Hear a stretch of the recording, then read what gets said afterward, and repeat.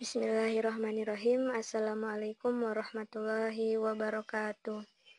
Alhamdulillahirabbil alamin wa bihi nasta'inu ala umurid dunya waddin wassalatu wassalamu ala asyrofil anbiya'i wal mursalin wa ala alihi wa sahbihi ajma'in amma ba'du. Yang terhormat Ibu Siti Rahayu, Magister Pendidikan selaku dosen pengampu mata kuliah pengantar ilmu komunikasi dan teman-teman semua yang insya Allah berbahagia, amin. Langsung saja kami dari kelompok 11 dan 12 yang akan membahas tentang media komunikasi. Anggotanya yaitu Septia Devi Widianti, Rizky Amailia, Lisa Erlita, dan Sri Wahyuni. Pengertian media komunikasi. Media komunikasi adalah suatu alat atau sarana yang digunakan untuk menyampaikan pesan dari komunikator kepada khalayak. Media komunikasi juga dijelaskan sebagai sebuah sarana yang dipergunakan sebagai memproduksi, reproduksi, mengolah, dan mendistribusikan untuk menyampaikan sebuah informasi. Secara sederhana, sebuah media komunikasi adalah sebuah perantara dalam menyampaikan sebuah informasi dari komunikator kepada komunikan yang bertujuan agar efisien dalam menyebarkan informasi atau pesan.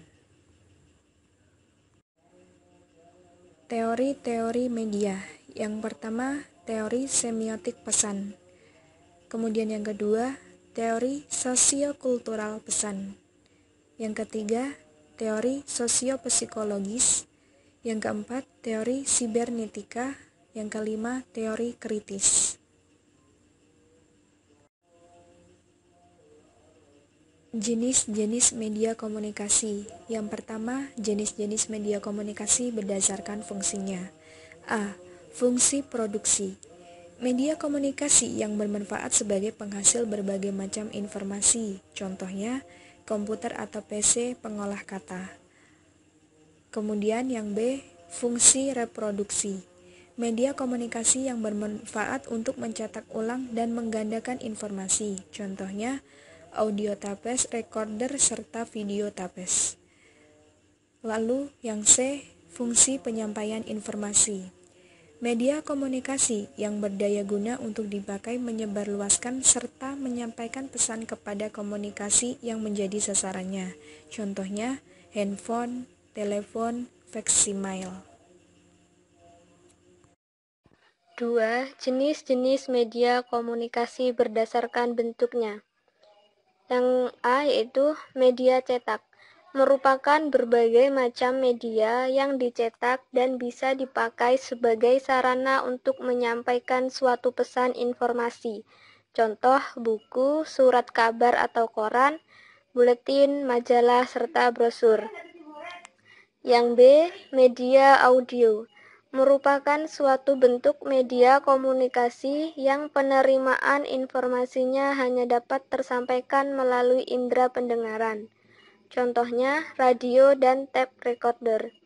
Yang C, media visual, merupakan suatu bentuk media komunikasi yang penerimaan pesan informasinya hanya dapat tersampaikan melalui indera penglihatan dan dapat dilihat. Contohnya foto. Yang D, media audiovisual, merupakan suatu bentuk media komunikasi yang dapat dilihat sekaligus didengar. Jadi untuk mengakses pesan informasi yang disampaikan, memakai indera penglihatan dan juga indera pendengaran. Contohnya televisi dan video. Yang ketiga, menurut Heinig dan kawan-kawan, media diklasifikasikan menjadi beberapa jenis, yaitu yang pertama, media yang tidak diproyeksikan. Yang kedua, media yang diproyeksikan. Yang ketiga, media audio. Keempat, media video. Yang kelima, media berbasis komputer. Yang keenam, multimedia kit. D. Jangkauan penyebaran media komunikasi. Yang pertama, media komunikasi eksternal. Media komunikasi yang dapat dipergunakan untuk dapat menjalin sebuah hubungan dan menyampaikan sebuah informasi dengan pihak luar. Media komunikasi yang sering digunakan adalah 1. Media cetak. Media komunikasi tercetak dan tertulis agar dapat menjangkau publik eksternal, seperti pemilik saham, konsumen, pelanggan, dan mitra kerja. Yang kedua, media elektronik, yaitu seperti radio, televisi, dan internet. 2. Media komunikasi internal. Media komunikasi internal adalah sarana penyampaian informasi di antara publik internal yang bersifat non-komersial. Baik penerima ataupun pengirim informasi adalah orang dari publik internal. Media yang digunakan secara internal adalah telepon, surat, papan pengumuman, house journal, printed material, dan media pertemuan. Aplikasi dan implikasi. Yang pertama, media sebagai komunikasi pendukung pembentukan khalayak. Menurut teori MC Luhan, menstimulasi cara pandang baru terhadap gagasan dan bahasan subjek untuk memahami suatu proses komunikasi secara lebih luas dan terarah. Dan variabel dari komunikasi memberikan gambaran dalam pengaruh terhadap media. Pengaruh media terhadap masyarakat dapat dilihat dari beralihnya masyarakat lisan menjadi masyarakat tulisan, di mana masyarakat pada zaman dahulu untuk menyampaikan sebuah informasi menggunakan suara untuk menyampaikan suatu pesan. Kemudian, pada saat ini, apabila ingin menyampaikan sebuah pesan, dapat dikirim melalui sebuah SMS dan lainnya. Perubahan masyarakat dari mendengar berita secara lisan dan duduk membaca buku, kemudian beralih menjadi masyarakat yang menonton dan memilih sebuah konten tayangan televisi, dan gambaran mulai bergerak dan dilihat oleh khalayak, dan dapat disadari atau tidak, media sudah sangat mempengaruhi kehidupan khalayak yang menggunakan media tersebut. Kedua, institusi media memiliki peran penting dalam produksi budaya, di mana media memang sangat mempengaruhi budaya dan tingkah laku serta pola pikir masyarakat. Pengaruh melalui media terhadap saluran interpersonal merupakan bagian integral dari suatu budaya yang berskala dan besar, seperti televisi dan media cetak. Banyak para ahli yang menyatakan bahwa individu memiliki kendali besar atas hasil transaksi media dalam kehidupan masyarakat. Produksi interaksi yang beragam dari pemenuhan kebutuhan, hasrat, dan ketergantungan individu, dan sulit sekali untuk menguranginya. 3. Audiens atau masyarakat penikmat media ikut serta dalam pesanan media. Audiens dianggap populasi yang sangat besar, dapat hasil dari suatu transaksi media yang bisa dijadikan dua khalayak sebagai khalayak pasif dan khalayak aktif, di mana keduanya adalah penikmat media. Akan tetapi, dapat menjadi dua kategori yang divergen atau bercabang, di mana khalayak pasif akan jauh lebih menerima suatu pesan yang diberikan media tanpa ada penyortiran untuk kelayakan dalam pembentukan karakter ataupun dalam kehidupan sehari-hari.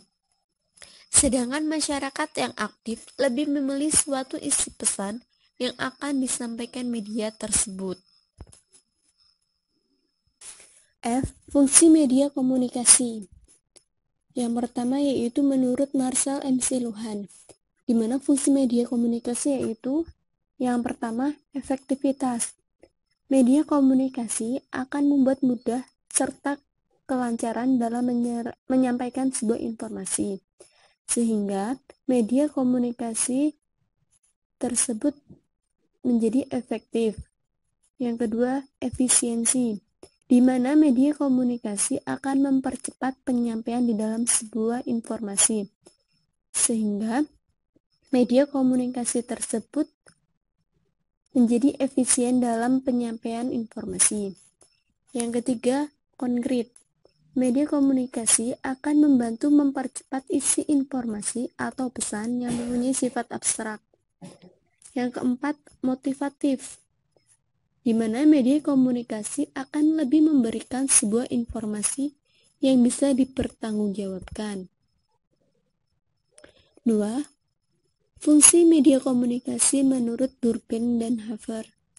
Yang pertama yaitu efisiensi penyebaran informasi, di mana penghambatan dalam sisi biaya, pemikiran, tenaga, serta waktu, sehingga media komunikasi tersebut menjadi efisien dalam penyebaran informasi. Yang kedua, memperkuat eksistensi informasi. Media komunikasi yang penyebarannya bisa membuat informasi atau juga pesan yang lebih berpesan kepada komunikan. Yang ketiga, menghibur, di mana media komunikasi bisa menyenangkan serta lebih menarik untuk audiens, sehingga media komunikasi tersebut bisa menghibur bagi audiensnya. Yang keempat, kontrol sosial. Media komunikasi untuk sebuah pengawasan dalam kebijakan sosial. Oke, kelebihan dan kekurangan. Yang pertama yaitu media audio, di mana kelebihannya yaitu yang pertama, dalam hal penyampaian informasi atau berita lebih cepat, bahkan bisa saat itu juga. Yang kedua, media ini dapat dinikmati sambil melakukan aktivitas yang lainnya. Jadi pendengar tidak harus memantau di depan radio, tetapi bisa juga menemani aktivitas ini dimanapun.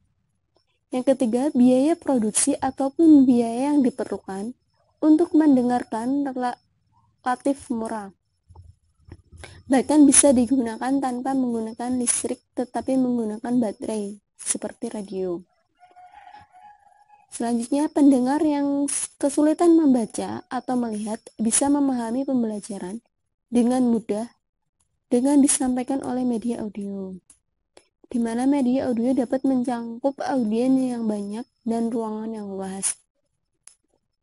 Selanjutnya, dapat memusatkan perhatian siswa seperti membaca puisi, sastra, mendengarkan musik, dan bahasa.